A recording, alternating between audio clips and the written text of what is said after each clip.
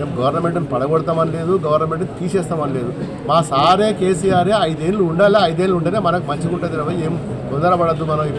ఇప్పుడు ఏం మనకు అవసరమే లేదు.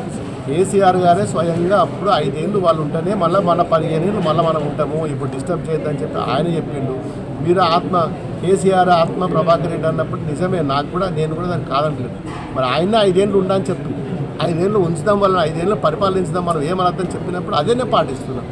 కానీ తప్పులు ఏం చేస్తున్నా గది నేను చెప్తున్నా, తప్పేముందని. ప్రజాస్వామ్యంలో మరి మా నియోజకవర్గం గురించి ఇప్పటిదాకా వేరే ఛానల్లో చాలామంది మాట్లాడినా నాకు ఓపిక కూడా లేదు. అన్నీ అదే విషయాలు.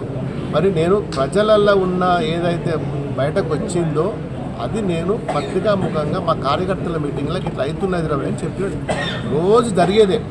ఇవాళ ఒక్కరోజు నేను ఒక్కడిని చెప్తలేండి, అన్ని మీటింగ్లలో ఇదే వాయిస్ నడుస్తున్నది.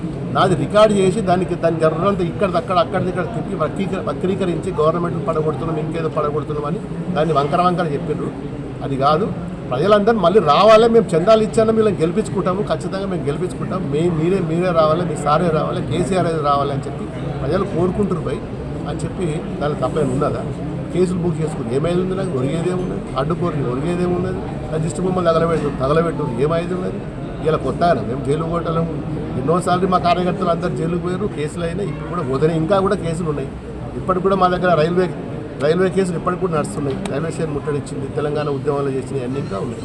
మరి ఇంకా మేము దాంట్లో ఏది ఉన్నా మా దుబ్బాకకు అన్ని విధాల రావాలి, మంచి చేస్తే మంచి అంటాం. మొన్న మంచిగా చేసింది ఒకటేదో ఇస్తానంటే ముఖ్యమంత్రి గారు ఎడ్యుకేషన్ సంబంధించి మా అందరు కూడా సంతోషంగా కృతజ్ఞతలు చెప్పినాము. రేపు కూడా ఇంకేమన్నా ఇస్తా అంటే మొత్తం పెద్ద ఎత్తున ఆయనను స్వాగతిస్తాం.